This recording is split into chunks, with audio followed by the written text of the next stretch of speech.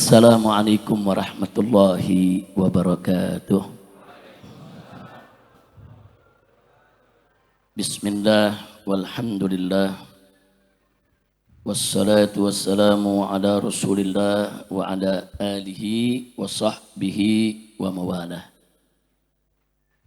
Ahiba'il kiram, usikum jami'an wa nafsi bi taqwallah wa bi ta'ati Rasulillahi sallallahu alaihi wasallam. Wa nas'alallah subhanahu wa ta'ala an yaj'alana jami'an minal muttaqin. Allahumma anfa'na bima 'allamtana wa 'allimna ma yanfa'una. Allahumma zidna ilma warzuqna fahma wa atina hikmah. Allahumma barik lana fi majlisina hadza birahmatika ya arhamar rahimin. Walhamdulillahi rabbil alamin. Taqabbalallahu minna wa minkum fataqabbal ya karim.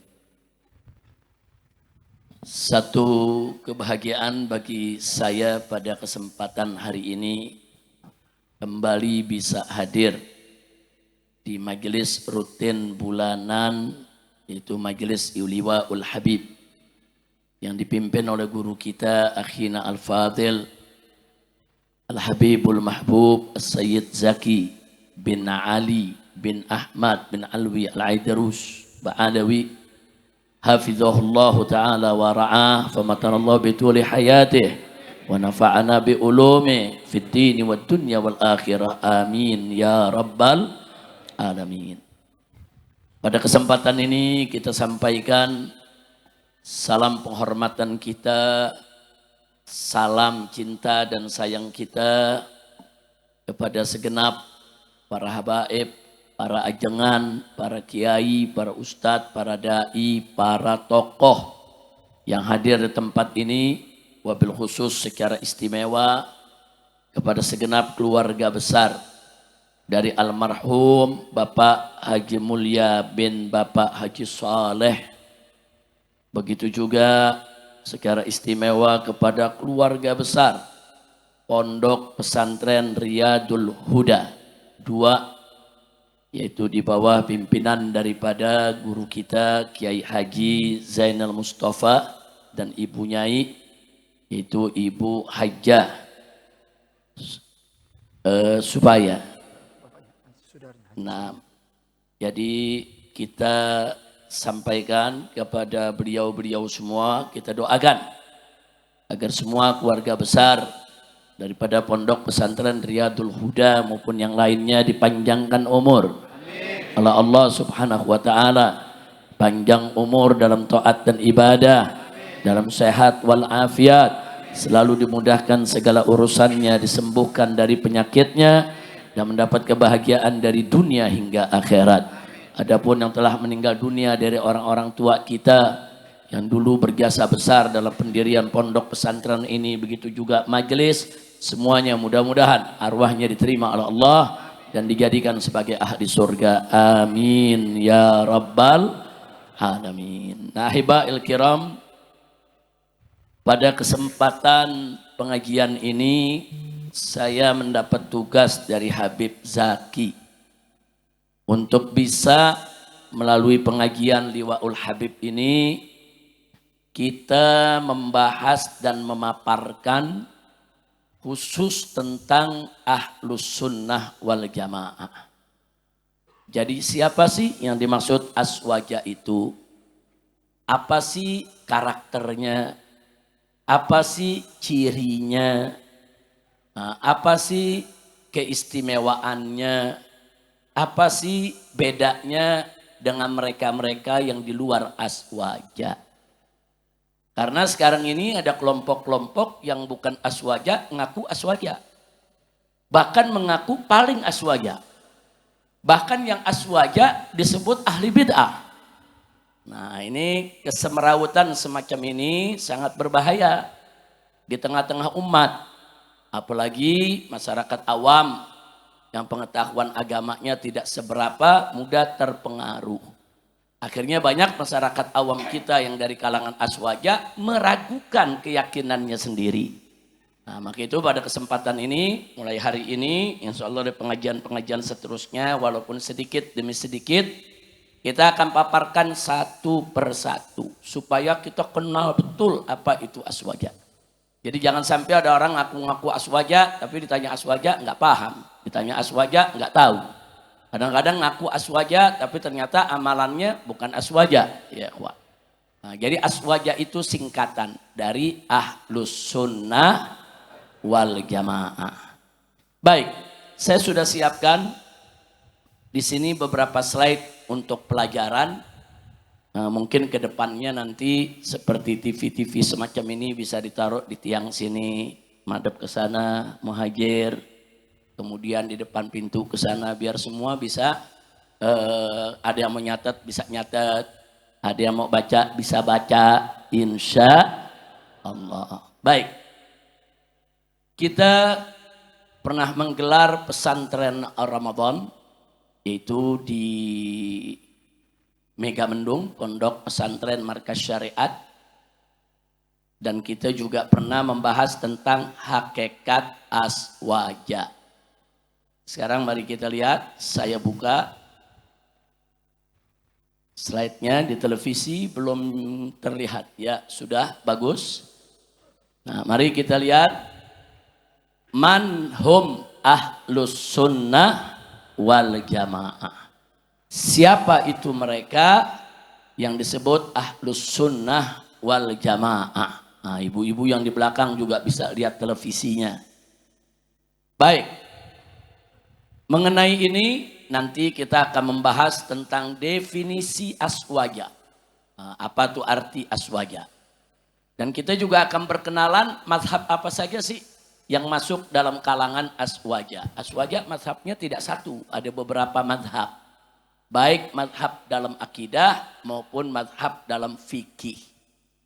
Nah, kemudian yang berikutnya, metode apa sih yang dipakai oleh aswaja? Aswajanya di dalam memahami Islam, memahami tentang sifat-sifat Allah, metode apa sih yang digunakan oleh aswaja? Nah, kemudian yang berikutnya adalah pelajaran tentang 101 ciri aswaja.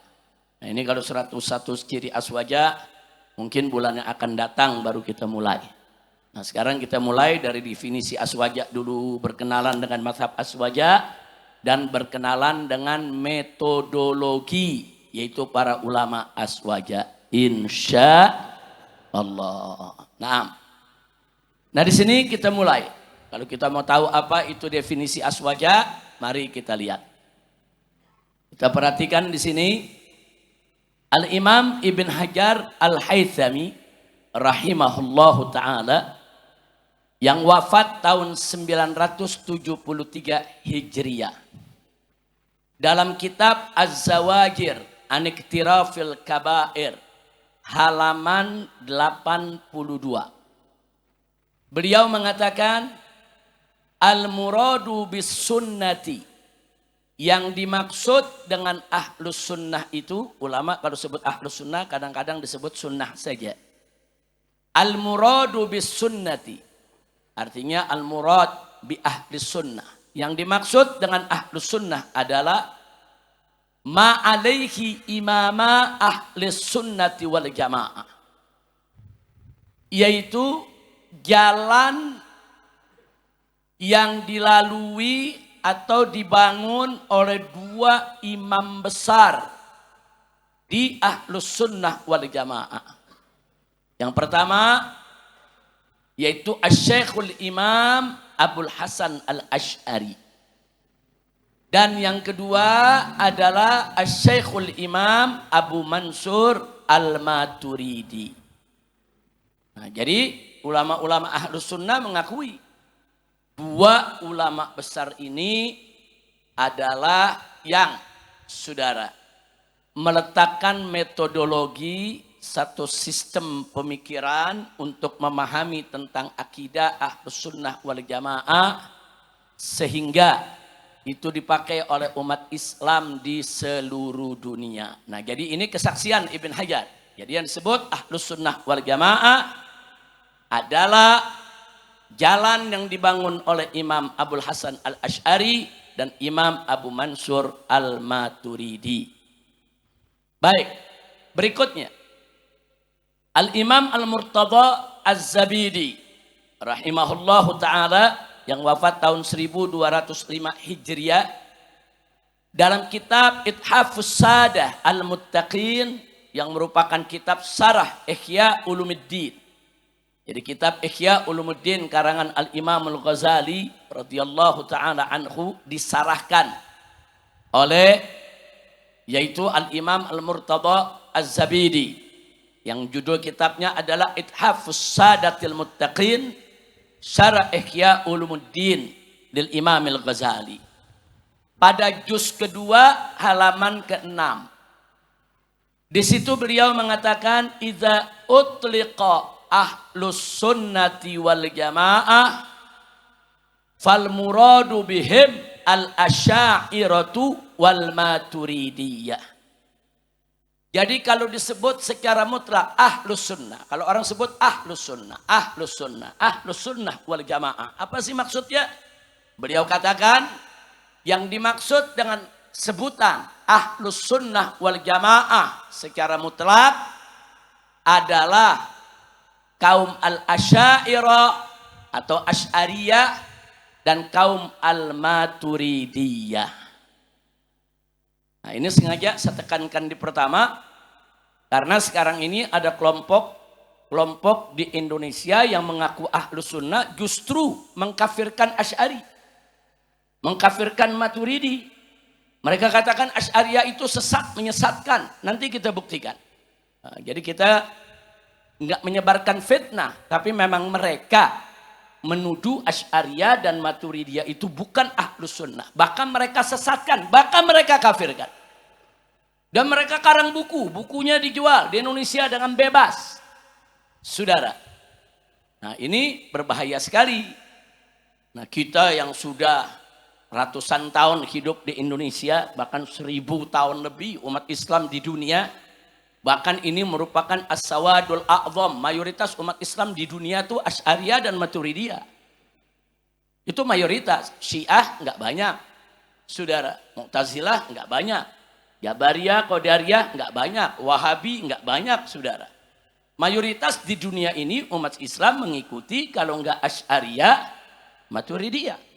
Saudara, wah sekarang tahu-tahu saudara ada kelompok yang merasa paling ahlus sunnah dengan nekatnya mengatakan Asy'ari dan Maturidi bukan ahlus sunnah. Bahkan lebih nekat lagi, dia sesatkan, dia kafirkan.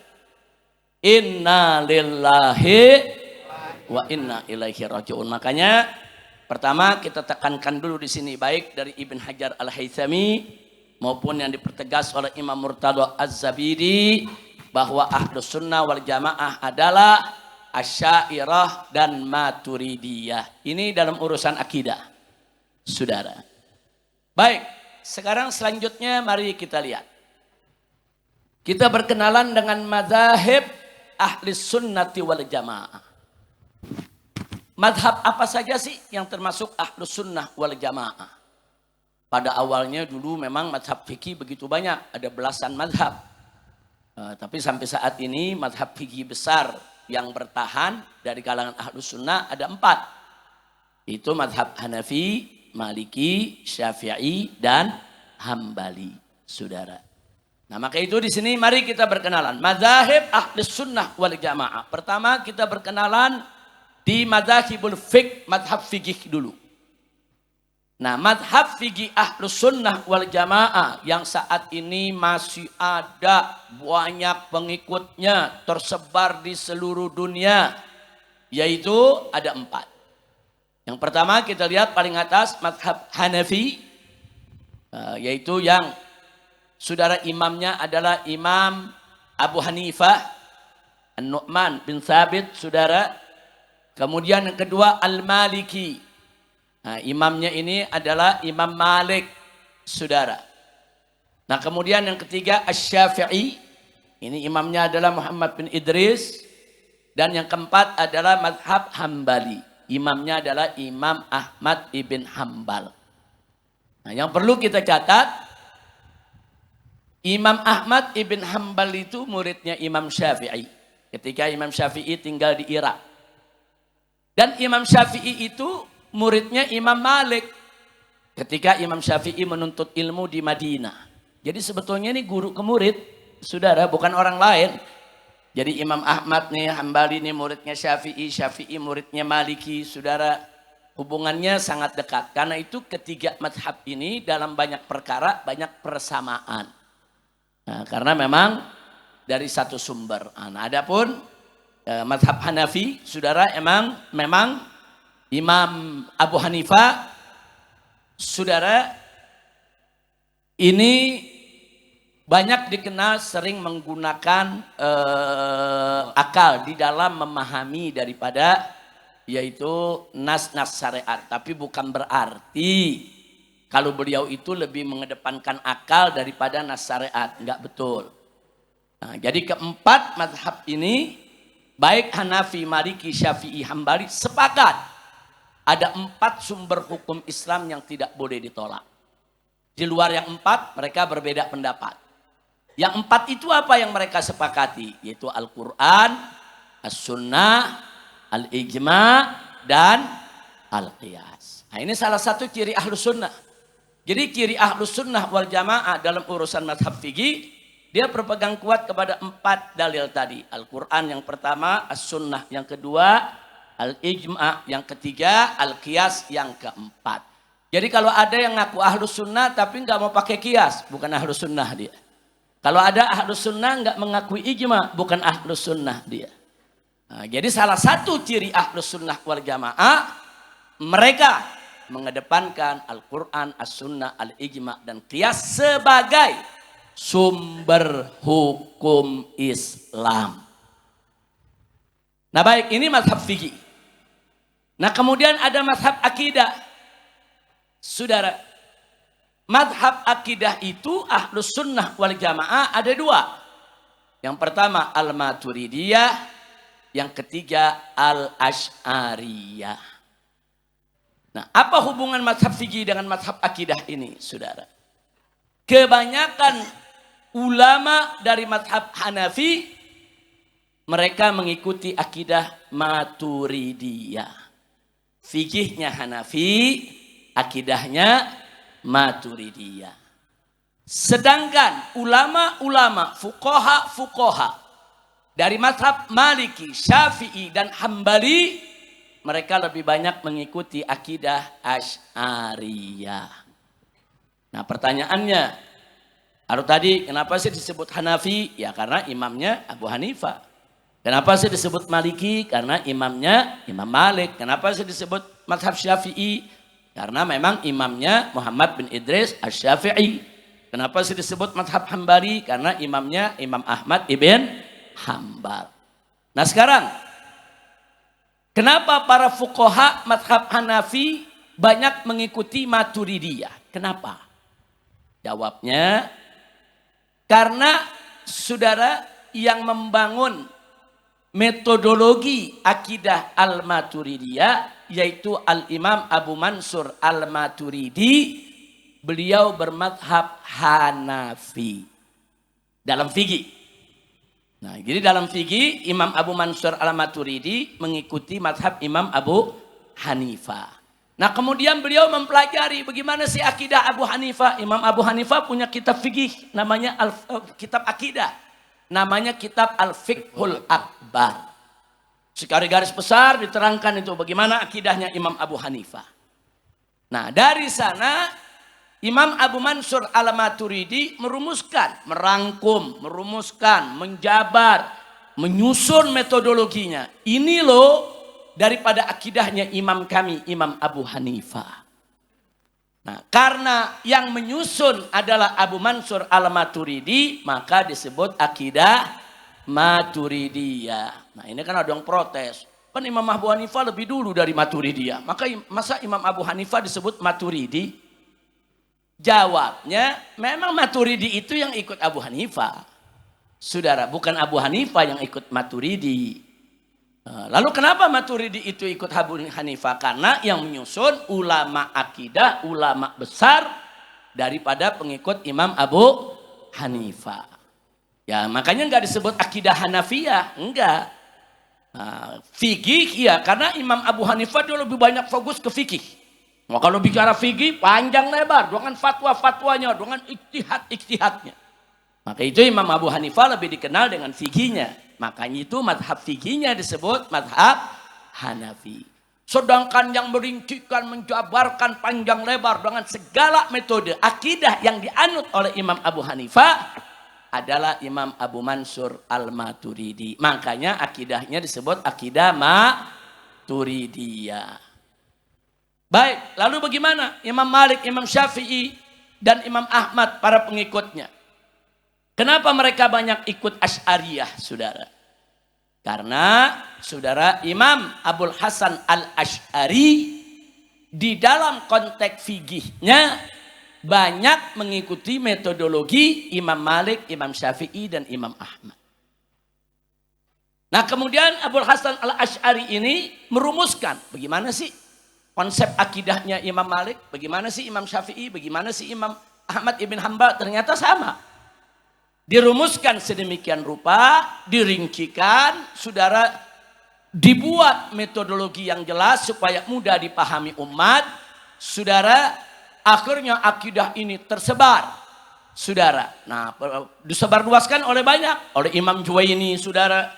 Disebarluaskan juga oleh Al-Imamul Ghazali, saudara. Nah, Imam Ghazali termasuk yang paling giat, saudara, aktif memaparkan akidah daripada Asy'ariyah melalui kitabnya dengan judul Al-Iqtisad fil I'tiqad. Bahkan akidah yang dipakai oleh Asy'ariyah saat ini kebanyakan rumusan Imam Ghazali. Nah, kita bisa baca dalam kitab Ihya Ulumuddin atau kitab lainnya, saudara. Makanya kadang-kadang akidah Asy'ariyah disebut juga akidah Ghazaliyah. Nah, cuma memang Imam Ghazali lebih dikenal dengan ilmu tasawufnya, ilmu thariqahnya. Makanya thariqahnya disebut thariqah Ghazaliyah, saudara. Nah, jadi nggak disebut akidah ini akidah Ghazaliyah. Kenapa? Karena Abul Hasan dulu kan yang mendahului.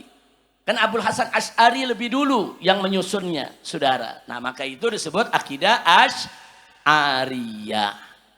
Nah, jadi nggak heran kalau fuqaha Malikiyah, Safiyah, dan Hambaliyah kebanyakan mengikuti akidah Asy'ariyah. Nah, jadi dengan kata lain saya mau sampaikan di sini bahwa madhab Hanafi, Maliki, Syafi'i, Hambali adalah madhab fikih. Sedangkan Maturidi dan Asy'ari adalah madhab akidah. Nah, baik 4 madhab fikih maupun 2 madhab akidah inilah yang diakui oleh para ulama sebagai bagian terpenting daripada Ahlus Sunnah wal Jamaah. Apa yang membedakan madhab Ahlus Sunnah wal Jamaah yang kita tuliskan di sana, baik madhab fikih yang 4 maupun madhab akidah yang 2, saudara? Apa sih yang membedakan Ahlus Sunnah ini dari madhab yang lainnya, saudara? Satu saja yang saya mau sampaikan, walaupun banyak yang bisa kita bahas, tapi ini yang paling penting inti supaya kita tahu bahwa madhab baik Maturidiyah maupun Asy'ariyah mereka dikenal sebagai ashabut tafwid wa ta'wil. Madhab akidah yang menerima konsep tafwid dan konsep ta'wil. Ini juga termasuk ciri Ahlus Sunnah wal Jamaah. Jadi kalau ada yang ngaku Ahlus Sunnah wal Jamaah tapi nggak mau pakai tafwid atau nggak mau pakai ta'wil, salah satu pokoknya dua-dua dia tolak, dia bukan Ahlus Sunnah. Ya. Simple. Ahlus Sunnah ya pakai tafwid atau pakai ta'wil. Apa itu tafwid? Apa itu ta'wil? Sebentar lagi kita jelaskan, ya ikhwan. Karena itu salah satu inti atau jantungnya Ahlus Sunnah wal Jamaah di dalam memahami sifat-sifat Allah Subhanahu wa ta'ala. Nah, sekarang pertanyaannya, mal murad bit ta'wil wa tafwid? Apa yang dimaksud dengan takwil dan tafwid? Ini ciri Ahlus Sunnah wal Jamaah nih. Kalau nggak punya ini dia bukan Ahlus Sunnah. Ahlus Sunnah wal Jamaah mengakui ada tafwid, ada takwil. Saudara. Nah, sekarang mari kita lihat.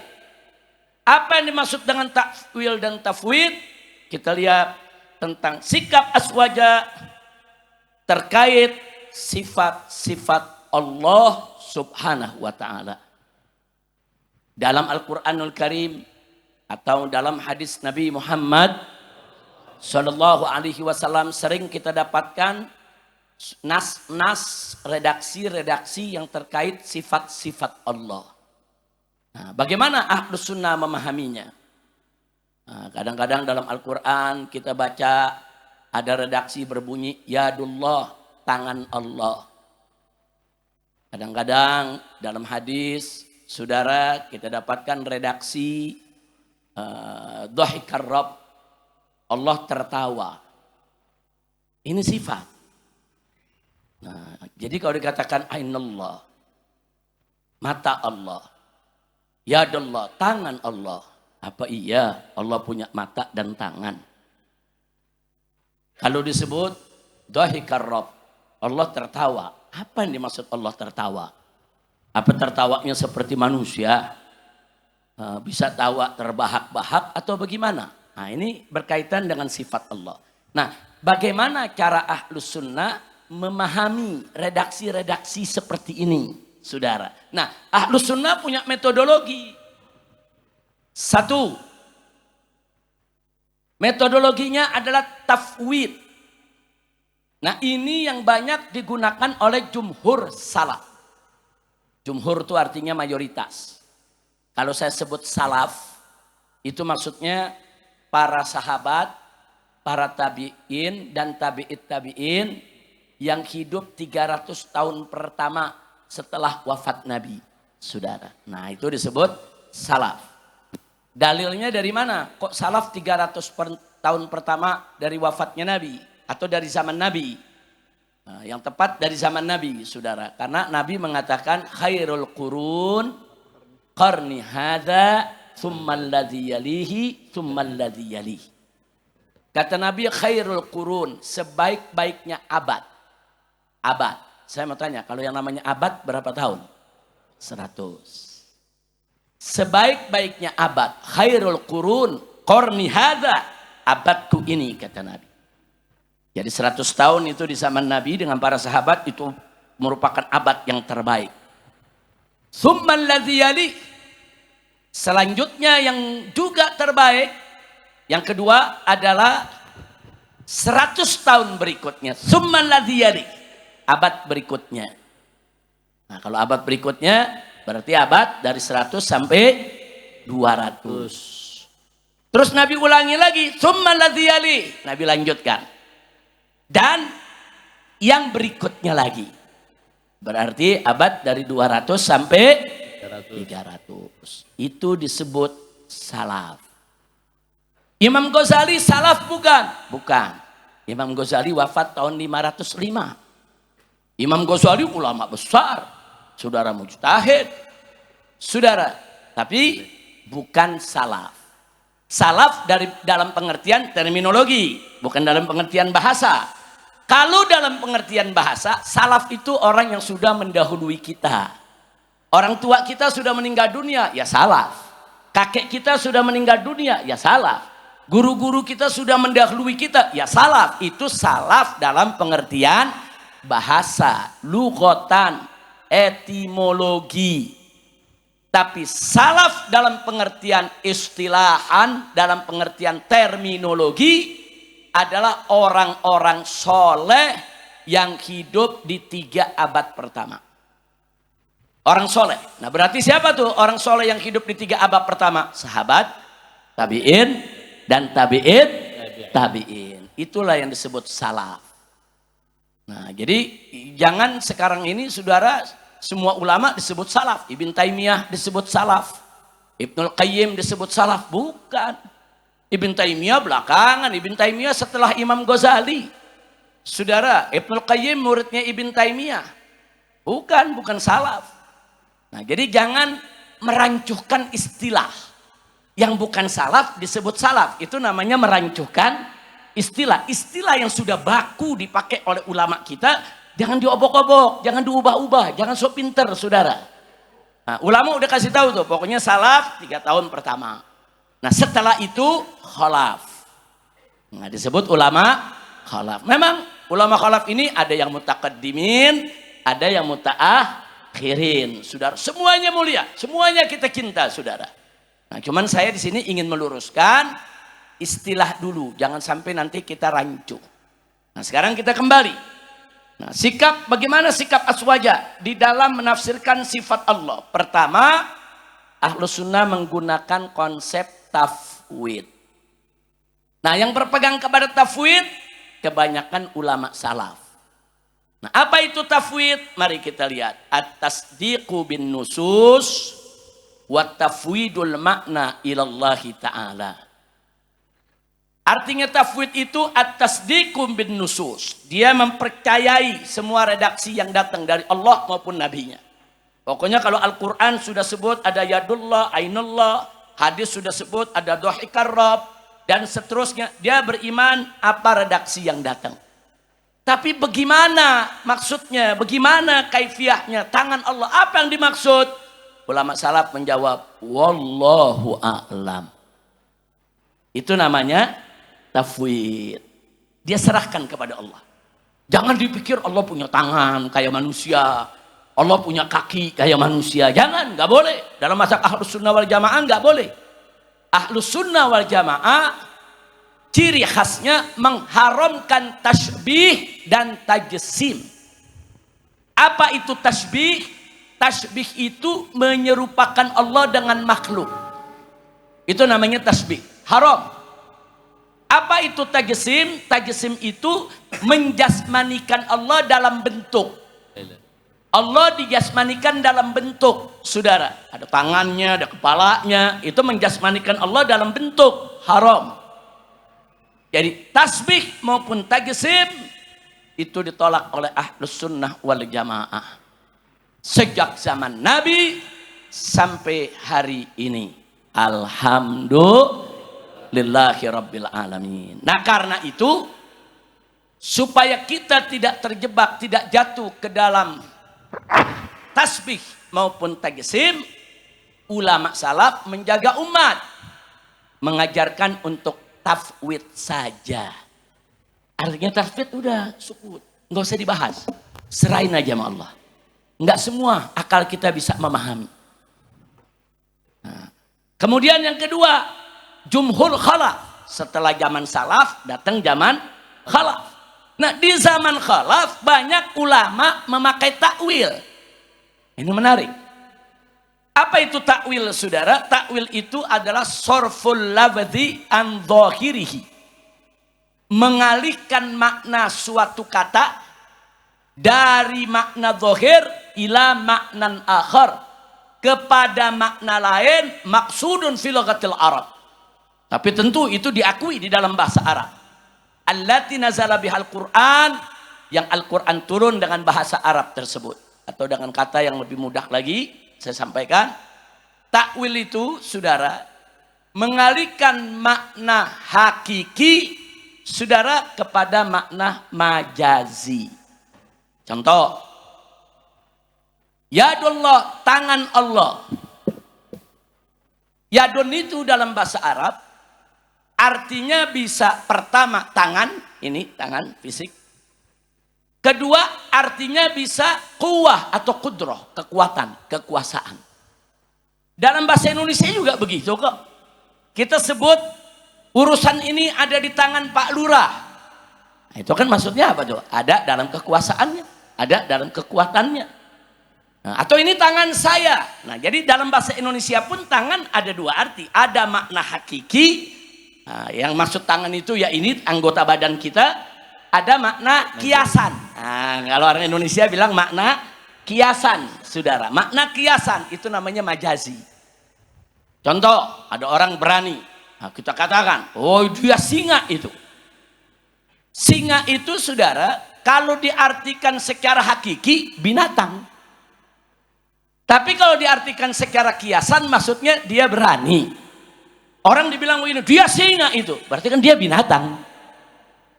Saya mau tanya, kalau disebut binatang marah gak dia? Marah. Tapi kok kalau disebut singa nggak marah?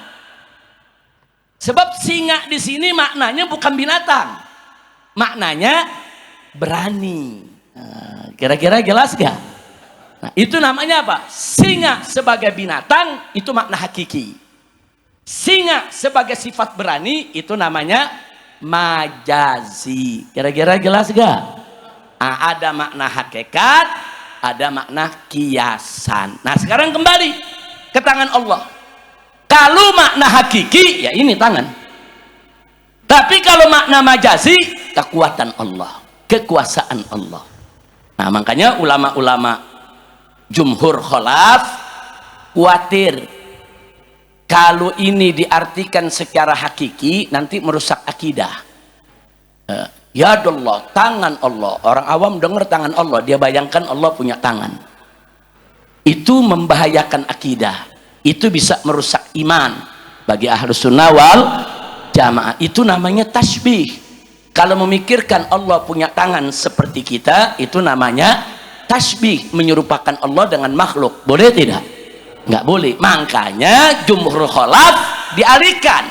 Yang dimaksud yadullah bukan tangan Allah, tapi yang dimaksudkan tangan Allah adalah kekuasaan Allah. Kira-kira jelas gak? Dan ternyata dalam bahasa Arab arti tangan kekuasaan diakui, saudara, bukan mengada-ngada. Bukan. Takwil itu maknanya nggak boleh mengada-ngada, harus betul diakui dalam konteks bahasa. Nah, itu namanya takwil. Nah, muncul pertanyaan, kenapa ulama salaf kebanyakan ikut tafwid, sementara ulama khalaf kebanyakan ikut takwil? Kenapa semuanya nggak tafwid saja? Kenapa kok belakangan pakai ada takwil segala? Ada apa dengan takwil? Kan cukup tafwid aja. Jadi kita nggak usah berdebat lagi tentang itu makna. Sama lah kalau kita baca Al-Quran, alif lam mim, ada yang tahu artinya? Ada. Kalau kita baca tafsir, apa ditulis? Wallahu a'lam bimuradi. Hanya Allah yang tahu apa maksudnya. Enggak, ulama-ulama salaf maupun khalaf enggak ada mentafsirkan alif lam mim. Hanya Allah yang tahu apa maksudnya, selesai. Ya, jadi kenapa sifat-sifat Allah, yadullah, tadi itu tangan Allah, ainullah, mata Allah, kenapa enggak ditafsir aja? Ikuti aja ulama salaf yang jumhur. Kenapa kok belakangan khalaf ditakwil? Ada apa? Nah, jangan suudzon dulu kepada ulama. Nggak mungkin ulama-ulama khalaf itu banyak menggunakan takwil kalau tidak ada sebab. Nah, sebabnya apa? Mari kita lihat, saudara. Qala al-allama Muhammad Zahid al-Kautsari. Nah, ini ulama besar di zaman khilafah Utsmaniyah, saudara. Beliau Hanafi Maturidi, saudara.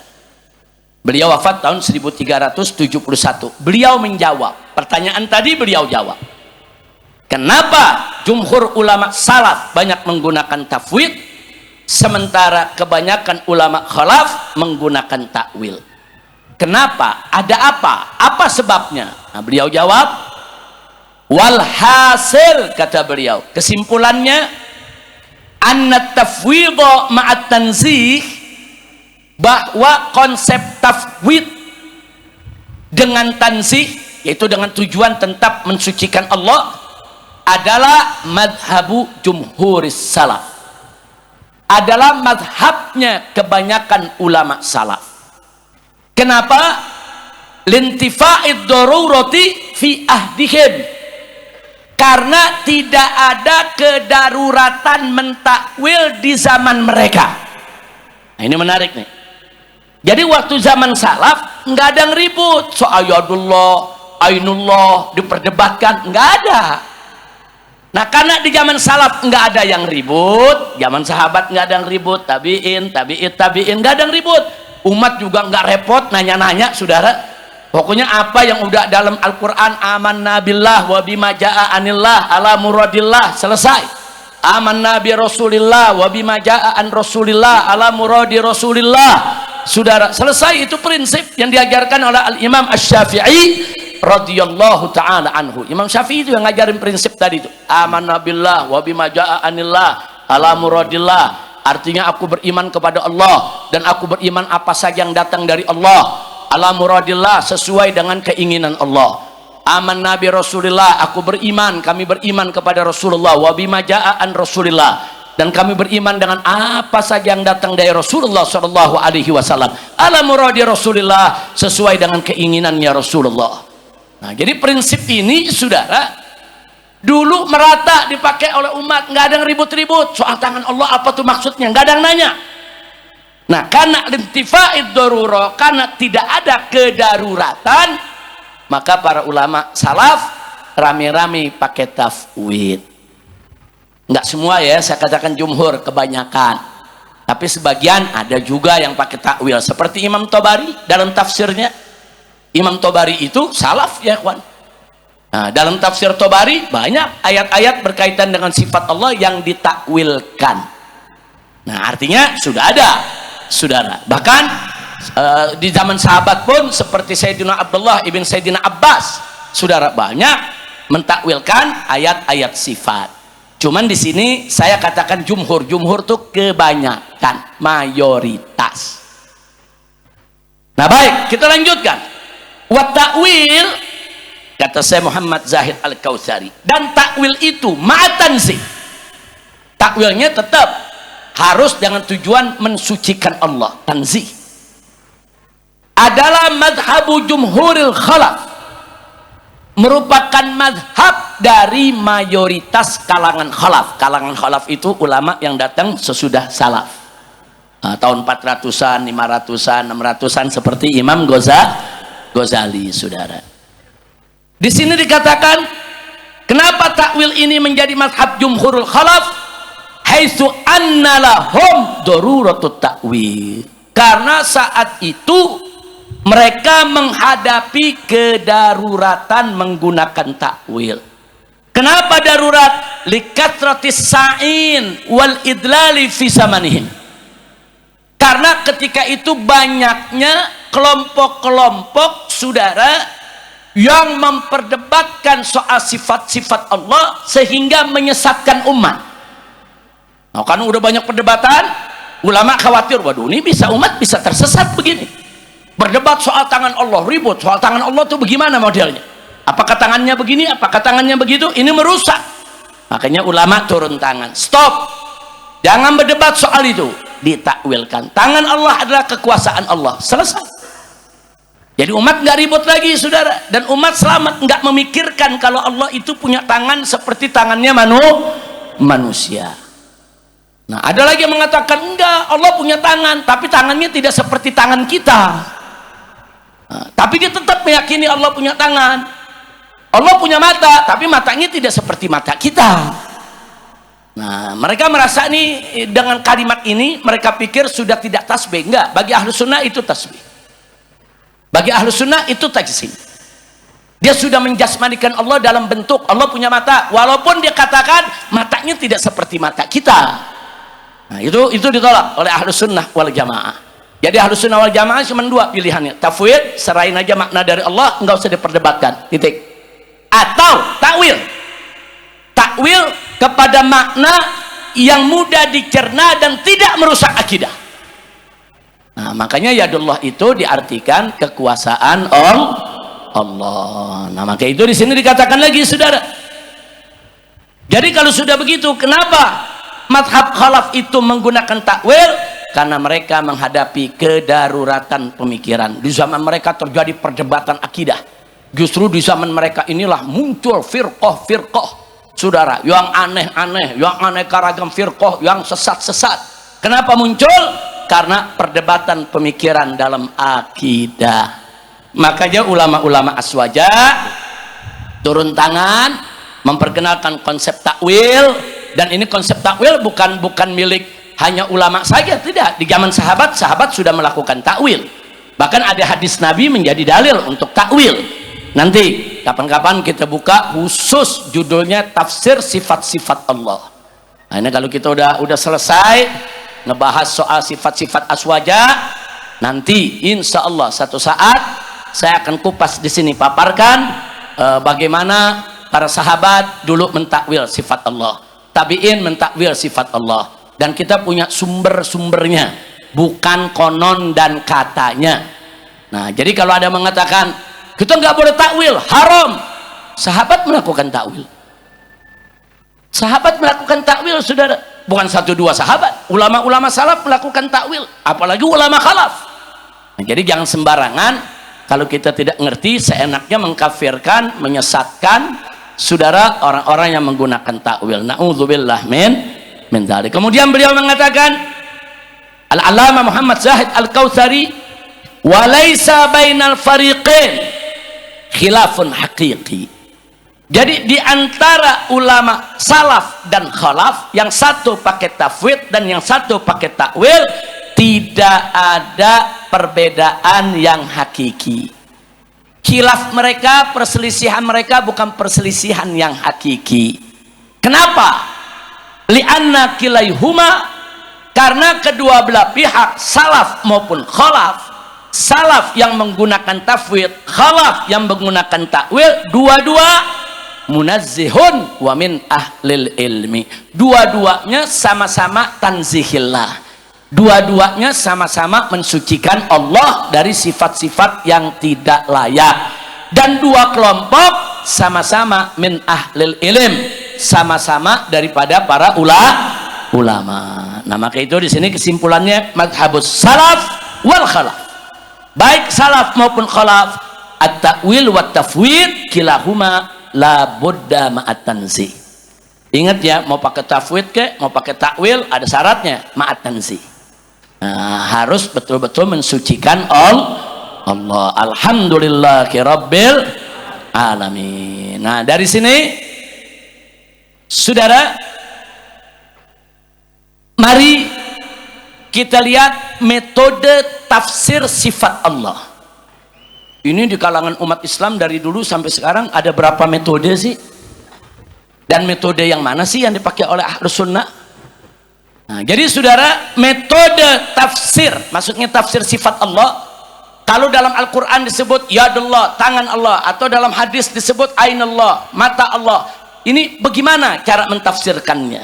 Nah, bagaimana cara mentafsirkannya? Apa metodenya? Nah, metode tafsir sifat Allah, saudara, ada 5. Saudara, yang pertama, kedua digunakan oleh Ahlus Sunnah wal Jamaah, yaitu metode tafwid, saudara, yang tadi sudah kita jelaskan, dan metode takwil yang juga tadi sudah kita jelaskan. Ini yang dipakai oleh Ahlus Sunnah, nomor 1 dan nomor 2. Ada yang ketiga yang dipakai oleh kalangan Wahabi, saudara. Mereka menggunakan metode isbat. Apa itu isbat? Tariqah isbati ma'ani sifatillah isbatan zahiran zatiyan, di mana mereka memaknai sifat-sifat Allah itu dengan makna zahir, makna zat, saudara, ma'asukut an kaifiyatiha. Tapi ya, mereka tidak membicarakan tentang kaifiyahnya, saudara.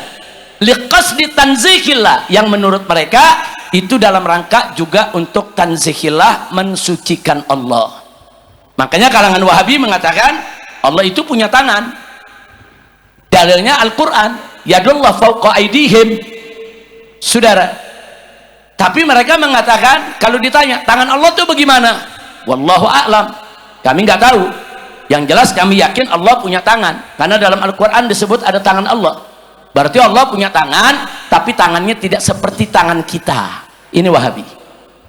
Ini namanya konsep metodologi isbat. Nah, perhatikan dong.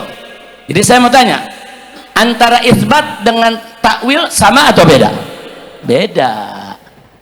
Kalau takwil dialihkan itu maknanya ke makna yang makul, yang logik, yang tidak bertentangan dengan kesucian Allah, dengan sifat-sifat yang layak bagi Allah, saudara.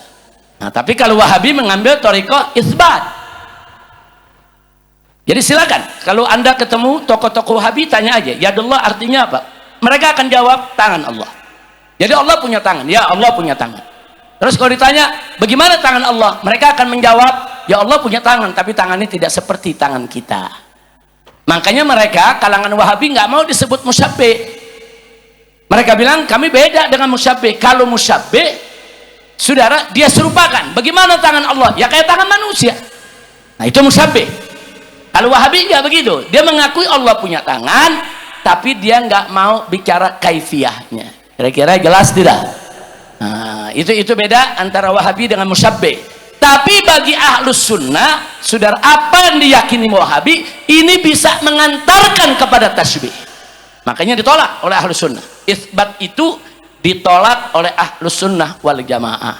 Nah sekarang yang keempat, nah ini kelompok musyabbihah. Nah kelompok musyabbihah ini di dalam menafsirkan sifat Allah, mereka menggunakan metodologi tasbih. Apa itu tasbih? Mereka mengartikan makna sifat Allah secara zahir, dan mereka serupakan makna tersebut dengan makna yang ada di diri makhluk. Makanya kalau musyabbih ditanya, apa arti yadullah? Mereka artikan tangan Allah. Terus ditanya, bagaimana tangan Allah? Ya sama seperti tangan kita. Nah, itu namanya musyabbih ya ikhwan. Atau disebut juga mujassim. Nah ini konsep yang keempat yang saya beri tanda merah. Kemudian yang kelima, ada kelompok mu'attilah, ta'til. Nah kelompok mu'attilah ini apa saudara? Nah kelompok mu'attilah ini adalah nafa sifatillahi ta'tilan li jalalihi wa kamalih. Nah kalau kelompok ta'til ini dia tolak sama sekali tuh sifat-sifat begitu, sifat kudro, sifat ilim dan lain sebagainya ditolak. Mereka katakan nggak ada itu sifat-sifat begitu, udah Allah satu, udah sifatnya satu, selesai. Nggak ada tuh dia merincikan, ada sifat kudro, ada sifat hayah, ada sifat ilim dan seterusnya, nggak ada. Ini namanya kelompok ta'til yang menafi sifat-sifat Allah. Nah baik, dari 5 metode ini, metode pertama dan kedua itulah metode ahlus sunnah wal jamaah. Metode yang ketiga itu metodologi Wahabi, bukan ahlus sunnah. Metode yang keempat metodologi musyabbih, kaum yang menyerupakan Allah dengan makhluk. Nah sedangkan yang kelima itu kaum mu'attil saudara. Nah ini menarik, Wahabi mengatakan kaum Asy'ari ini mu'attil. Nah, jangan lupa Ibn Taimiyah langsung dalam kitabnya menyebutkan Asy'ari ini termasuk kaum mu'attilah. Ibnul Qayyim menyebut kita ini semua mu'attil. Kenapa Wahabi menyebut kita mu'attil? Karena kita menolak Allah punya tangan. Mereka mengatakan Allah punya tangan, tapi tangannya tidak seperti tangan kita. Sedangkan kita ahlus sunnah mengatakan enggak, yadullah artinya bukan tangan, yadullah itu artinya kekuasaan Allah. Maka mereka mengatakan kalau begitu Asy'ariyah menolak sifat tangan bagi Allah. Nah kalau menolak sifat tangan bagi Allah berarti Asy'ariyah kelompok mu'attilah. Makanya Wahabi menuduh Asy'ariyah sesat. Nah jadi sekali lagi nih, Wahabi dia nomor 3, menuduh nomor 1 dan 2 itu dengan tuduhan nomor 5. Nah, silakan aja baca kitab-kitab Ibn Taimiyah, baca kitab Ibnul Qayyim, nanti kapan-kapan saya baca kitabnya, saya tunjukkan halamannya saudara. Nah mereka menyebut Asy'ariyah ini kaum mu'attilah. Nah kira-kira jelas tidak? Nah, jadi ini supaya kita tahu ini akidah. Enggak, di sini saya menjelaskan ini bukan untuk menyerang satu mazhab, bukan. Saya tidak mau menyerang Wahabi, saya tidak mau menyerang yang lain. Saya hanya ingin menjaga ahlus sunnah wal jamaah. Saya mau menerangkan kepada umat ahlus sunnah wal jamaah agar tidak tertipu, tidak terjebak. Jangan sampai ngaku ahlus sunnah tapi membayangkan Allah punya tangan dan kaki. Nah, nggak mau saudara. Nah ini kalau dikatakan dhahikar Rabb, Allah itu tertawa, ahlus sunnah mengartikan tertawa di sini maksudnya ridha. Allah ridha, jangan diartikan tertawa seperti tertawanya manusia.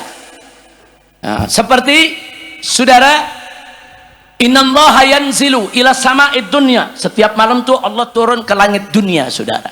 Wahabi mengartikan Allah yanzilu bidzatih, Allah turun dengan zatnya ke langit dunia yang pertama tiap malam. Ini ditolak oleh ahlus sunnah. Kenapa? Karena kalau yang turun itu zatnya, saudara, jadi muskil, jadi blunder. Blundernya di mana? Allah dengan zatnya turun ke langit dunia pertama tiap malam. Sementara di atas muka bumi ini setiap saat pasti ada wilayah malam. Hari ini kita siang, di daerah lain malam nggak? Malam. Apa ada dunia ini luput dari malam? Nggak ada. Di sini jam 9, di wilayah lain jam 10, wilayah lain lagi jam 11, wilayah lain lagi jam 12. Bumi bulat. Nah, kalau Allah turun dengan zatnya di setiap tengah malam, ya berarti Allah nggak naik-naik lagi. Loh, kenapa? Ya malam terus. Nah, di sini di malam. Nah, begitu bergeser, ini malam liwat, sebelah sono malam. Bergeser lagi, sebelah sono malam. Ini sulit sekali untuk mentafsirkannya dengan tasbih. Ahlus sunnah menolak. Makanya Ahlus sunnah mengatakan bahwa Allah turun ke langit dunia yang pertama, yang turun itu rahmatnya, bukan zat Allahnya, saudara. Maka saya baca buku-buku Wahabi, saudara, saat mengartikan hadis tadi, innallaha yanzilu ila sama'i dunya, mereka artikan yanzilu bidzatihi, turun dengan zatnya. Artinya zat itu fisik. Nih, kayak kita nih, manusia nih, zat kita nih, ada tangan, ada kaki, ada badan, fisik kita, saudara. Nah, ini ditolak oleh Ahlus sunnah wal jamaah. Yang turun itu bukan zatnya, tapi kalau rahmatnya mudah dipahami, ya tiap saat memang rahmat Allah selalu memenuhi dunia. Tiap tengah malam, di mana saja kita berada tengah malam, Allah selalu menurunkan rahmatnya bagi mereka yang sholat malam, yang taqarrub ilallah, yang tahajud di tengah malam, saudara. Alhamdulillah. Jadi saya mau tanya, pemahaman Ahlus sunnah simpel tidak? Sederhana tidak? Simpel, enggak ruwet kok. Siapa bilang Ahlus sunnah ruwet? Justru yang mengatakan Allah turun dengan zatnya, ada palanya, ada kakinya, ada badannya, itu yang ruwet. Gimana kita menjabarkannya, saudara? Nah, kira-kira jelas ya. Sekali lagi, saya di sini bukan ingin menyerang Ibn Taimiyah, Ibnul Qayyim, enggak. Ibn Taimiyah ulama besar, Ibnul Qayyim ulama besar, rahimahumallahu ta'ala wa ardah huma, saudara, ulama besar, kitab-kitabnya menyebar. Mereka dua-duanya dalam urusan fikih ikut mazhab Hambali, dalam urusan akidah sama dengan kita, kecuali ini dalam urusan sifat Allah. Jadi secara umum Wahabi secara umum dengan Asy'ariyah dan Maturidiyah akidahnya sama. Mereka bukan kafir, mereka Islam, sama dengan kita, saudara kita. Tapi dalam konteks mengartikan sifat Allah, mereka bukan Ahlus sunnah wal jamaah. Kira-kira jelas gak? Nah, jadi jangan nanti ada yang marah Wahabi bilang Wahabi kafir, Wahabi sesat, Wahabi bukan Islam. Jangan, nggak boleh. Ya tapi Habib, mereka ngafirin kita, biar aja mereka kafirin kita. Kenapa kita ikut-ikutan ngafirin mereka? Jangan. Ahlus sunnah enggak. Ahlus sunnah ini, saudara, ini agak apa namanya, Ahlus sunnah ini mazhab yang penuh cinta, kasih sayang, penghormatan, yang enggak mudah mengkafirkan orang lain. Alhamdulillah. Indah tidak Ahlus sunnah? Alhamdulillah. Nah, sekarang mari kita lihat sedikit rincian catatan, saudara. Saya tunjukkan di sini. Thariqatul isbat, metodologi isbat itu yang tadi tuh, menetapkan Allah punya tangan, Allah punya kaki, dan seterusnya. Aktsar ashabiha, kebanyakan pengikutnya min masyayikhil hanabilah. Nah, jadi kebanyakan yang mengikuti konsep isbat, saudara, itu sebagian ulama-ulama Hanabilah. Kalau ulama mazhab Maliki hampir nggak ada yang ikut isbat. Ulama mazhab Syafi'i hampir nggak ada yang ikut isbat. Tapi ulama Hambali sebagian ikut jumhur salaf, tafwid dan takwil. Sebagian ada yang ikut thariqatul isbat. Nah, supaya kita tahu nih, Hanafi nggak ikut yang isbat ya, ikhwan. Hanafi semuanya ikut nomor 1, nomor 2. Maliki semuanya ikut nomor 1, nomor 2. Syafi'i semuanya ikut nomor 1, nomor 2 ya, ikhwan. Nah, adapun nomor 3 Wahabi ini, sebagian ulamanya berasal dari mazhab Hambali. Secara fikih mereka mazhab Hambali. Nah, secara akidah mereka mengklaim kalau mazhab Hambali itu ada dua mazhab. Mazhab akidah juga, mazhab fikih juga, saudara. Nah, kita lanjutkan.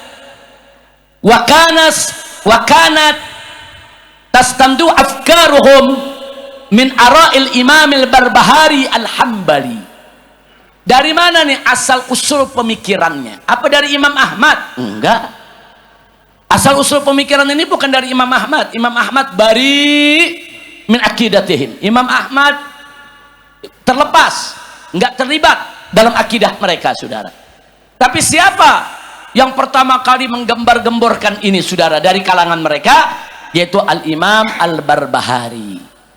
Nah, namanya Imam Barbahari yang wafat tahun 329 Hijriyah.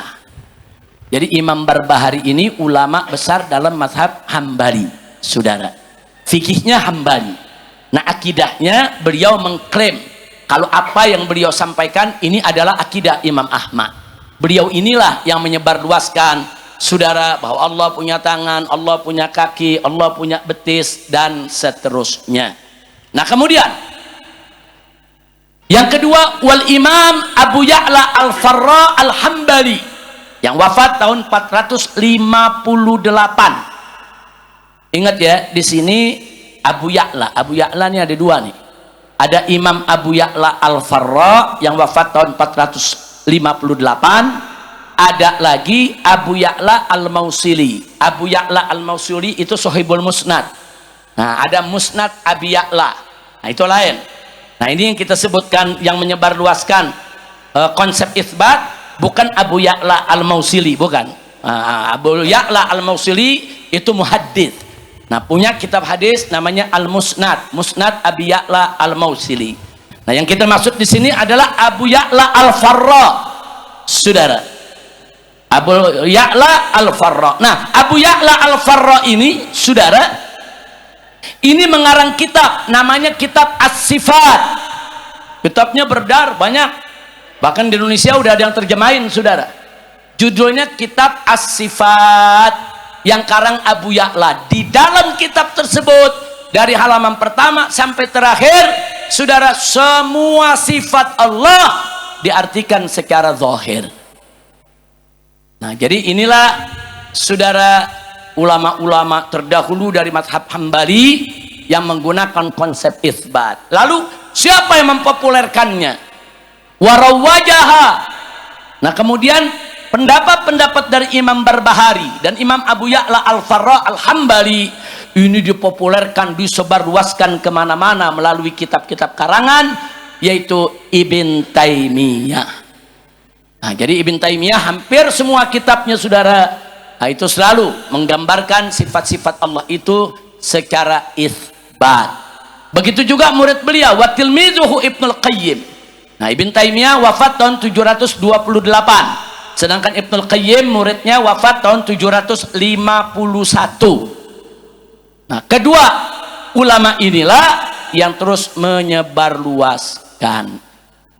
Nah, kemudian belakangan, di zaman belakangan yang kemudian mempopulerkan, saudara, ajaran ini adalah Syekh Muhammad bin Abdul Wahhab Al-Hambali. Nah, Syekh Muhammad bin Abdul Wahhab fikihnya mazhab Hambali, saudara. Nah, tapi akidahnya ini mengikuti Ibn Taimiyah, mengikuti Ibnul Qayyim, mengikuti Abu Ya'la, dan mengikuti Al-Barbahari. Baik. Wa nusibatil Wahabiyah.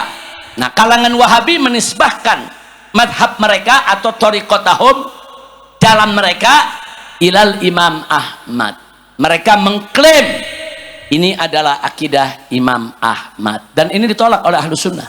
Ahlus Sunnah mengatakan enggak, Imam Ahmad akidahnya enggak begitu, karena di dalam beberapa riwayat Imam Ahmad mentakwilkan. Imam Ahmad tidak mengisbat, ya, Pak. Nanti akan kita buktikan. Saya punya sumbernya bagaimana Imam Ahmad mentafsirkan ayat-ayat sifat, yaitu dengan takwil, saudara, sehingga terbantahkan kalau dikatakan Imam Ahmad pakai thariqatul isbat. Makanya di sini dikatakan, saudara, wa nasibatul wahabiyah, wa nasabatul wahabiyah, Wahabi menisbahkan thariqah mereka ilal Imam Ahmad, bal ila jami'is salaf, bahkan menisbahkan kalau ini adalah thariqahnya ulama salaf, wahum abriya mimma yadda'un. Imam Ahmad dan para ulama-ulama salaf abriya, enggak terlibat dengan akidah mereka. Alhamdulillah.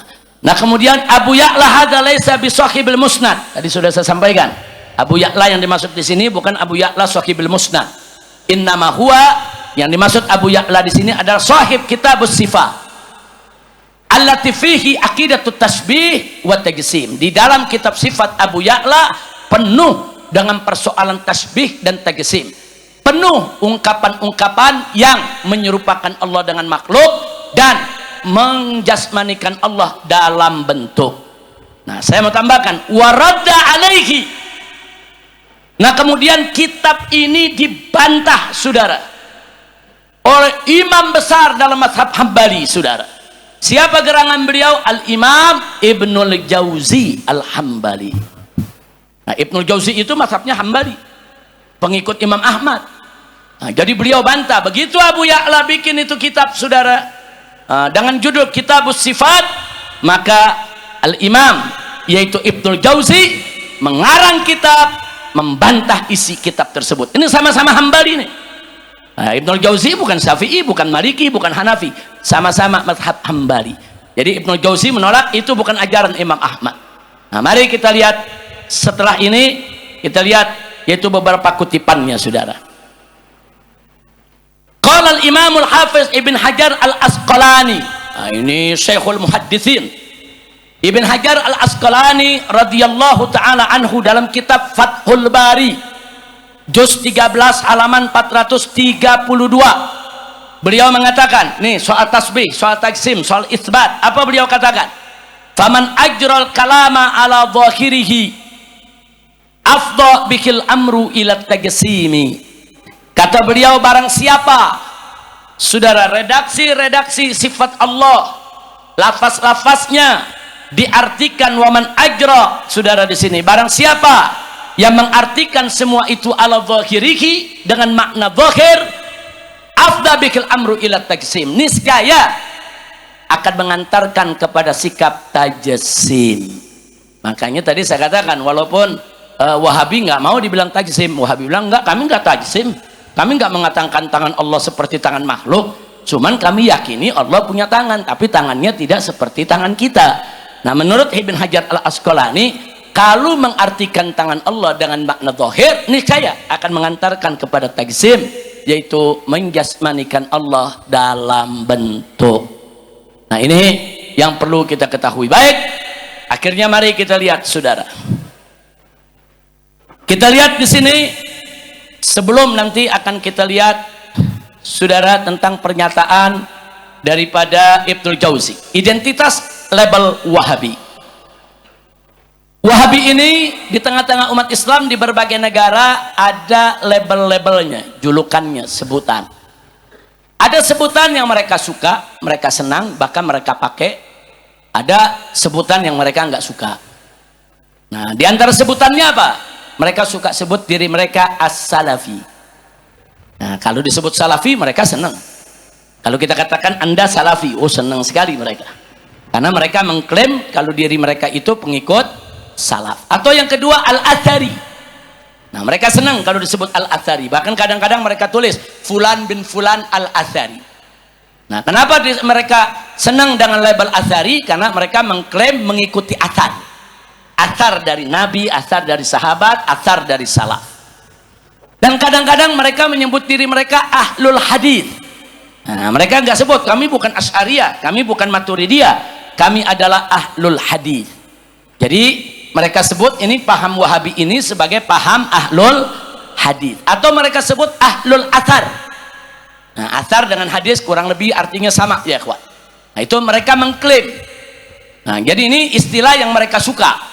Tapi ada beberapa istilah yang mereka nggak suka. Kadang-kadang mereka disebut nawasib. Apa itu nawasib? Saudara, nawasib adalah kelompok yang benci dengan ahlul bait Nabi. Nah, karena dari kalangan Wahabi ini, saudara, kadang-kadang ada pendapat-pendapatnya, saudara, yang merendahkan daripada ahlul bait Nabi. Termasuk Ibn Taimiyah dalam kitab Minhajus Sunnah merendahkan Sayyidatuna Khadijah, merendahkan Sayyidatuna Fatimah, merendahkan Sayyidina Hasan, Sayyidina Husain. Saya punya kitabnya, saudara. Saya baca itu kitab. Nanti kapan-kapan saya bawa, saya bacakan. Nah, karena mereka-mereka yang dibawa akhirnya ikut-ikutan, saudara, dengan gaya Ibn Taimiyah yang suka menyindir Ahlul Bait, akhirnya mereka disebut Nawasib. Nawasib itu kelompok yang benci dengan Ahlul Bait. Makanya jangan kaget, saudara. Nah, kalau kenapa Wahabi disebut Nawasib? Karena mereka termasuk yang berpendapat ayah ibu Nabi musyrik, kafir, masuk neraka. Pendapat Wahabi, saudara. Nggak ragu-ragu mereka nyatakan itu. Nah, alasannya kan Imam Nawawi punya pendapat seperti itu. Nanti, jangan sekarang. Kalau sekarang saya bahas 5 jam baru selesai. Nah, nanti soal apakah betul ayah bunda Nabi itu kafir, musyrik, masuk neraka, kapan-kapan kita bahas di majelis kita ini. Insya. Yang jelas Ahlus Sunnah wal Jamaah sepakat ibu bapak Nabi bukan kafir, bukan musyrik, dan tidak masuk neraka. Itu akidah Ahlus Sunnah wal Jamaah. Makanya mereka kadang-kadang disebut Nawasib dan kadang-kadang mereka disebut Khawarij, saudara. Kenapa disebut Khawarij? Karena gaya mereka kadang-kadang seperti Khawarij, gampang betul ngafirin umat Islam, gampang betul, kadang-kadang menghalalkan darah umat Islam. Nah, ini terjadi dengan kelompok-kelompok Wahabi yang jihad di beberapa negara Timur Tengah, yang gampang betul membunuh ulama-ulama aswaja, saudara. Contoh, saudara, Syekh Muhammad Ramadan Al-Buti, Asy-Syafi'i, Al-Asy'ari, saudara, dibom majelisnya, lagi ngajar seperti ini, masuk bom bunuh diri, diledakkan, sampai saudara sang guru meninggal dengan keluarga dan murid-muridnya. Kenapa dilakukan itu? Karena dianggap ini Asy'ari, kafir, halal darahnya ditumpahkan. Nah, jadi kalau udah kelompok gampang menghalalkan darah orang, itu disebut Khawarij. Saya tidak katakan semua Wahabi begini, enggak. Saya kenal teman-teman Wahabi banyak yang baik, banyak yang santun, banyak yang muqtadil, saudara, banyak. Ini cuman saya menunjukkan ada label-label ini melekat ke mereka, saudara. Nah, selanjutnya mereka juga disebut At-Takfiri, Jamaah Takfiriyah, yaitu kelompok jamaah yang suka mengkafirkan sesama muslim. Makanya berkali-kali di mimbar saya katakan, saya heran.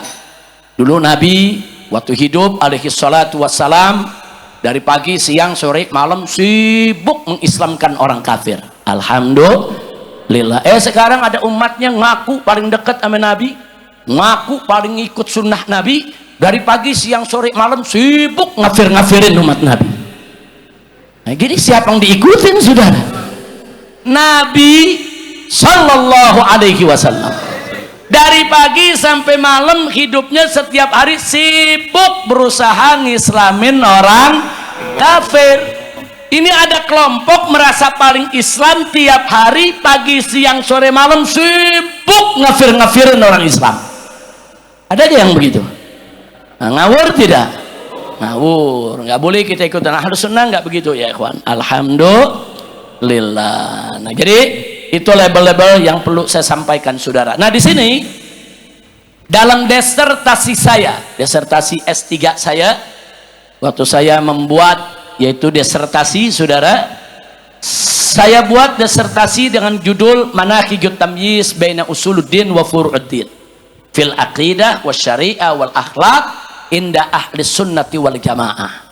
Artinya metodologi pemilahan antara usuluddin dan furu'uddin, baik dalam akidah, syariat maupun akhlak, menurut Ahlus Sunnah wal Jamaah. Nah, dalam disertasi saya tersebut di halaman 399 saya ungkapkan sebagai berikut. Perhatikan baik-baik. Inna tasmiyata madhabin, sesungguhnya penamaan suatu madhab,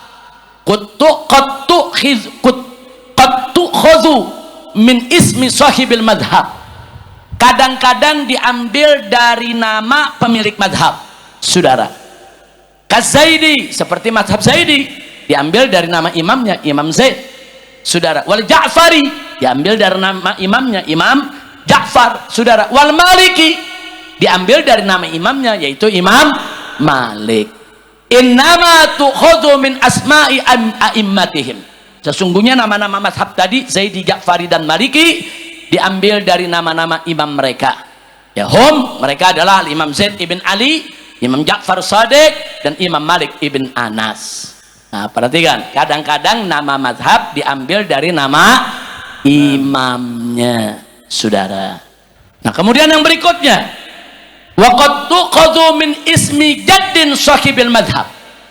Tapi kadang-kadang juga nama suatu mazhab itu diambil dari nama kakek si pemilik mazhab, saudara. Bukan dari namanya, nama kakeknya. Nah, saudara, seperti apa? Seperti mazhab Syafi'i, saudara. Itu diambil dari kakek Imam Syafi'i yang ketiga. Imam Syafi'i itu namanya Muhammad bin Idris bin Abbas bin Utsman bin Syafi'i. Nah, Imam Syafi'i Muhammad bin Idris bin Abbas. Abbas itu kakek yang pertama, bin Utsman kakek yang kedua, bin Syafi'i kakek yang keberapa? Ketiga. Jadi mazhab Syafi'i ngambil dari nama Imam Syafi'i atau nama kakeknya? Nama kakek, saudara. Nah, kemudian selanjutnya, saudara, wa kadzalika tasmiyatul madhab Hambali. Nah, begitu juga mazhab Imam Hambal, tukhadh min ismi jaddil Imam Ahmad. Nah, Imam Ahmad itu namanya Ahmad bin Muhammad bin Hambal. Ahmad bin Muhammad bin Hambal, saudara. Berarti Hambal itu nama siapa? Nama kakek. Enggak disebut mazhab Ahmadi, enggak. Imam Syafi'i namanya Muhammad bin Idris, enggak disebut mazhab Muhammadi. Nah, diambil dari kakek. Begitu juga mazhab Imam Ahmad. Selanjutnya, waqad tukhadhu aidan min kunya sahibil madhab. Kadang-kadang nama mazhab enggak diambil dari nama si pemilik mazhab, enggak diambil dari nama kakeknya, tapi diambil dari kunyahnya. Tahu kunyah? Bapak punya anak pertama namanya Ahmad, kunyahnya Abu Ahmad. Nabi Muhammad punya anak lelaki namanya Al-Qasim, dipanggil Abul Qasim. Sayyidina Ali punya anak namanya Al-Hasan, dipanggil Abul Hasan. Itu kunyah, saudara, kunyah. Nah, sekarang seperti siapa mazhab Hanafi? Imam Abu Hanifah itu namanya, saudara, di sini namanya An-Nu'man, tapi kunyahnya Abu Hanifah. Abu Hanifah An-Nu'man bin Thabit. Nah, akhirnya karena kunyahnya Abu Hanifah, mazhabnya disebut mazhab Hanafi. Kira-kira jelas gak? Jadi saya mau tanya, apa suatu mazhab harus dinamakan dengan nama pemiliknya? Kadang-kadang nama kakeknya, kadang-kadang nama kunyahnya. Kenapa ini saya sampaikan, saudara? Karena kelompok Wahabi marah kalau disebut Wahabi. Mereka bilang, guru kami, syekh kami namanya Muhammad bin Abdul Wahhab. Mestinya kami disebut Muhammadi, nggak boleh disebut Wahabi. Nah, kata mereka begitu. Mereka bilang disebut Wahabi itu penghinaan buat kami. Nah, di sini kita sampaikan, saudara, tasmiyatul Wahhabiyah, penamaan Wahabi itu tukhadhu min ismi walad sahibil madhab, diambil dari nama ayah pemilik madhab. Ayahnya Muhammad bin Abdul Wahhab, siapa namanya? Abdul Wahhab, saudara. Nah, karena namanya Abdul Wahhab, maka pengikut daripada Muhammad bin Abdul Wahhab disebut Wahabi. Nah, jadi bagi ulama, saya katakan dalam disertasi saya, wahada laqabun adi. Ini merupakan lakop yang biasa, bukan buat hina orang, bukan, saudara. Walaisa bil ikhana, ini bukan lakop untuk menghina. Kama yaz'amul wahabiyun, sebagaimana dituduhkan oleh kaum Wahabi. Innama, sesungguhnya Wahabi itu, saudara, wa ismun wa laqabun wa alamun. Dia merupakan nama, dan dia merupakan lakop, dan dia merupakan alamun, identitas, saudara, lil madhab awit thariqah, bagi madhab maupun thariqah, jalan pemikiran.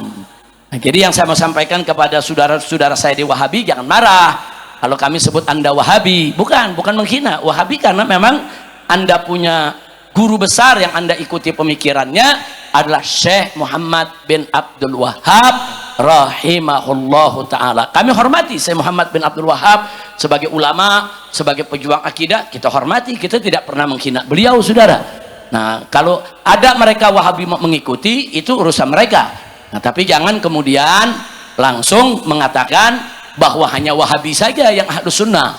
Nah, Asy'ari bukan ahlus sunnah. Nah, kemudian Maturidi bukan ahlus sunnah, bahkan disesatkan, dikafirkan. Saudara, inna lillahi wa inna ilaihi raji'un. Baik, saudara. Saya pikir pelajaran kita untuk hari ini cukup sampai di sini. Ini bersambung bulan depan. Nah, ini kalau panjang umur, kalau nggak panjang umur Habib Zaki yang ngurusin. Nah, insya Allah ditandai saja. Kita tadi sudah sampai soal identitas label Wahabi. Nah, nanti kita lanjutkan. Ini masih panjang nih pelajaran ini, belum 101 ciri-ciri ahlus sunnah wal jamaah. Nah, ini yang saya mau sampaikan di sini. Mungkin ada 1 atau 2 pertanyaan, jangan di luar materi. Nah, silakan Ustadz Asep Syarifuddin atau Saifuddin? Syarifuddin. Silakan Kiai Haji Asep Syarifuddin. Tafadhol. Coba ada mic-nya diberikan. Jangan banyak-banyak ya. Kita cuma 1 atau 2 orang aja. Kalau banyak-banyak sampai jam 2 ntar. Nah, yang penting dipahami. Silakan Kiai Asep. Mohon maaf, jazakumullah khairan kasiran kepada Habibana yang telah memberikan pencerahan yang luar biasa. Tadi dari paparan Habibana bahwa Imam Al-Ghazali itu wafat tahun 505 Hijriah. Kemudian Ibnu Taimiyah itu tahun 728 Hijriah.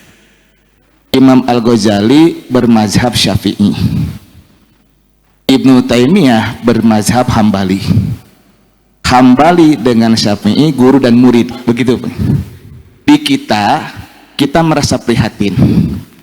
Ada ulama-ulama, terutama alumni Timur Tengah dari Saudi, yang kemudian mengidolakan Ibnu Taimiyah dengan menyebut Syekhul Islam, tapi mencaci maki Imam Al-Ghazali. Ada juga ulama-ulama dari pondok pesantren yang mengidolakan Imam Al-Ghazali karena punya kitab Al-Ihya, tapi mencaci maki Ibnu Taimiyah. Padahal kalau dilihat dari kerangka nomenklatur akidah, ini terkategori juga ahlus sunnah.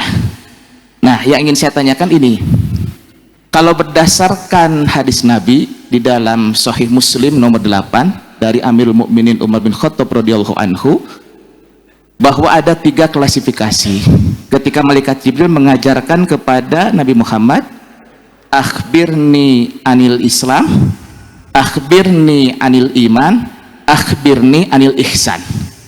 Iman, Islam, ihsan. Nah, apakah klasifikasi yang tadi akidah tadi, Asy'ari, Maturidi, kemudian ada juga Wahabi dengan trilogi akidahnya, Syiah, itu berbeda akidah atau berbeda keimanan? Mohon pencerahan dari Habibana. Jazakumullah khairan katsiran. Jazakumullahu khairal jazaa. Ahiba'il kiram, tentang hadis Jibril alaihi salam, itu disebut hadis Jibril, yang Jibril bertanya kepada Nabi, akhbirni anil Islam, akhbirni anil iman, akhbirni anil ihsan, dan seterusnya. Secara umum, saudara, semua madhab, lalu kita bicara rukun iman kepada Allah, semua madhab ahlus sunnah maupun di luar ahlus sunnah menerima, yaitu iman kepada Allah subhanahu wa ta'ala. Begitu juga iman kepada Al-Quran, begitu juga iman kepada para malaikat. Jadi mau itu Asy'ari, mau itu Maturidi, mau itu Wahabi, mau itu Syiah, semua menerima. Nah, tapi memang di antara mazhab-mazhab ini ada yang berbeda urutan. Nah, ada yang berbeda dalam urutan. Contoh, saudara, di kita rukun Islam itu dari 2 kalimat syahadat sampai menunaikan ibadah haji. Ada mazhab lain 2 kalimat syahadat nggak dimasukkan rukun Islam. Nah, kenapa? Bagi mereka itu rukun iman, bukan Islam. Nah, jadi 2 kalimat syahadat dimasukkan bagian daripada rukun iman. Nah, jadi rukun Islam mereka dimulainya dari yang kedua, sholat, puasa, zakat, haji. Mereka tambahkan yang kelima, jihad. Saudara. Nah, apakah dengan demikian Ahlus Sunnah nggak mengakui jihad? Mengakui, saudara. Cuman nggak dimasukkan dalam rukun Islam. Nggak masuk dalam rukun Islam bukan berarti nggak wajib. Banyak sekali kewajiban nggak masuk dalam rukun Islam. Dan ada juga, saudara, bagian daripada iman nggak masuk rukun iman. Contohnya apa, saudara? Tentang adanya sorga dan neraka. Dalam rukun iman nggak ada. Tapi bukan berarti kita nggak beriman kepada adanya sorga dan neraka. Jadi rukun itu menunjukkan itu bagian yang terpenting. Jadi masalah iman, ya ada 6 perkara yang terpenting. Tapi di luar yang 6 masih ada masalah-masalah keimanan yang wajib kita imani. Rukun Islam memang kita kenal ada 5 perkara yang harus kita pegang teguh. Tapi di luar yang 5 masih ada kewajiban-kewajiban Islam yang lainnya. Nah, jadi secara umum kalau akidah-akidah yang prinsip semacam itu, selama dia disebut bagian minal madzakibil islamiyah, dia adalah muslim, saudara kita. Walaupun di antara mereka ada yang ahlul bid'ah. Ahlul bid'ah kan gak kafir. Ahlul bid'ah gak kafir. Makanya Ahlus Sunnah wal Jamaah menyebut, saudara, Mu'tazilah itu ahlul bid'ah, Syiah itu ahlul bid'ah, Jabariyah, Qadariyah itu ahlul bid'ah. Tapi mereka tidak dikeluarkan dari dairatul Islam dan mereka tidak disebut Ahlus Sunnah wal Jamaah. Nah, kembali kepada persoalan Ibn Taimiyah. Ya, Ibn Taimiyah dari soal fikih Ahlus Sunnah, ikut mazhab Ahmad Hambali. Dari segi akidah, saudara, secara umum sama dengan kita. Saudara, 90% sama. Bedanya dalam persoalan sifat Allah, menafsirkan. Nah, maka itu kalangan Ahlus Sunnah berpendapat di dalam persoalan makna sifat Allah, mereka tidak mengakui Ibn Taimiyah sebagai bagian Ahlus Sunnah. Tapi bukan berarti Ibn Taimiyah itu bukan Ahlus Sunnah, bukan. Orang kalau udah 90% sama, tinggal 10% kita anggap itu perbedaan-perbedaan akidah yang harus kita selesaikan lewat diskusi, lewat dialog, dengan ilmu, dengan adab. Jangan saling mengkafirkan. Nah, soal Imam Ghazali dengan kitab Ihya-nya, silakan kapan-kapan lihat di YouTube bagaimana penjelasan saya tentang Ihya. Judulnya Membela Ihya Ulumuddin, saudara, karena Ihya ini dituduh macam-macam. Khususnya kalangan Wahabi yang nuduh macam-macam. Kita jawab tuntas bahwa tuduhan mereka tidak benar dan kita jawab secara ilmiah. Nah, saya himbau di sini yang Ahlus Sunnah, tadi sudah saya sampaikan. Oh, ini yang Wahabi mengkafirkan Imam Ghazali, kalau kita kafirkan Ibn Taimiyah. Jangan ikut-ikutan mereka mengkafirkan orang. Mereka mengkafirkan Imam Ghazali, kita bela Imam Ghazali habis-habisan tanpa harus mengkafirkan orang lain. Kira-kira jelas tidak? Nah, jadi jaga yang namanya sikap karakter Ahlus Sunnah. Insya Allah bulan depan kita akan berkenalan dengan karakter Ahlus Sunnah. Terakhir satu lagi, silakan perkenalkan diri, sampaikan yang singkat, padat, ringkas, jelas. Silakan Ustaz. Bismillahirrahmanirrahim. Assalamualaikum warahmatullahi taala wabarakatuh. Waalaikumsalam warahmatullahi wabarakatuh. Al-Faqir Irsyad As-Sunnawi, asli min Bandung. Ahlan sahlan. Izin bertanya terkait yang 5 metode tafsir tadi, Habib. Tafsir sifat ya. Tafsir sifat. Iya. Nah, tadi pertama ada tafwid, takwil, isbat, musyabbihah dan mu'attilah. Lalu metode tafsir sifat Allah yang Jahmiyah, yang katanya Allah itu di mana-mana, itu termasuk dari yang mana di antara 5 ini? Mungkin itu saja, Habib. Baik. Jahmiyah itu masuknya musyabbihah. Musyabbihah, mujassimah itu termasuk Jahmiyah. Sama, dia masuk kategori itu. Dia memakai isbat dan dia menyerupakan Allah dengan makhluk, mengatakan Allah ada di mana-mana, nanti orang pikir Allah banyak lagi ya, kawan. Nah, itu termasuk menyerupakan Allah dengan makhluk atau menjasmanikan Allah dalam bentuk. Kurang lebih dia sama. Walaupun ada sedikit perbedaan Jahmiyah dengan musyabbih dan mujassimnya. Jazakallah khair. Saya rasa pengajian kita hari ini cukup sampai di sini. Pahami tentang Ahlus Sunnah wal Jamaah. Ini masih belum selesai pengajian kita. Kita siap lanjutkan bulan depan. Siap lanjut? Takbir. Shallu ala Nabi. Nah, jadi itu yang saya mau sampaikan. Nah, adapun sengaja tadi saya katakan jangan nanya di luar materi. Karena kalau di luar materi ntar nanya lagi, Habib Gendra Baliho bagaimana Habib? Nah, saya udah paham, udah dari depan aja udah ada yang nanya begitu ya kuat. Nah, itu bukan materi pengajian kita, betul? Ya tapi dia nyerang Habib nih. Nah, ini begal-begal nasab ikut-ikut yang nyerang Habib nih. Nggak usah pusing, anjing menggonggong, kafilah berlalu. Anjing menggonggong, kafilah berlalu. Tapi kalau gonggongnya keseringan, nah kita pakai itu ibarat apa namanya yang baru, anjing menggonggong timpuk sama batu. Nah sekarang jangan timpuk sama batu dulu, anjing menggonggong kafilah berlalu. Mereka anjingnya, kita kafilahnya. Amin, amin. Tapi kalau udah kelewatan, anjing menggonggong timpuk sama batu, udah gitu aja. Jadi jangan ada nanya, ini kita lagi ngaji, kapan-kapan boleh, nanti lagi makan siang boleh nanya ya. Nah itu saja dari saya, terima kasih banyak, jazakallah khair, mohon maaf atas segala kekurangannya, terima kasih atas segala perhatiannya. Hadani Allah wa iyyakum ila siratil mustaqim. Wassalamualaikum warahmatullahi wabarakatuh.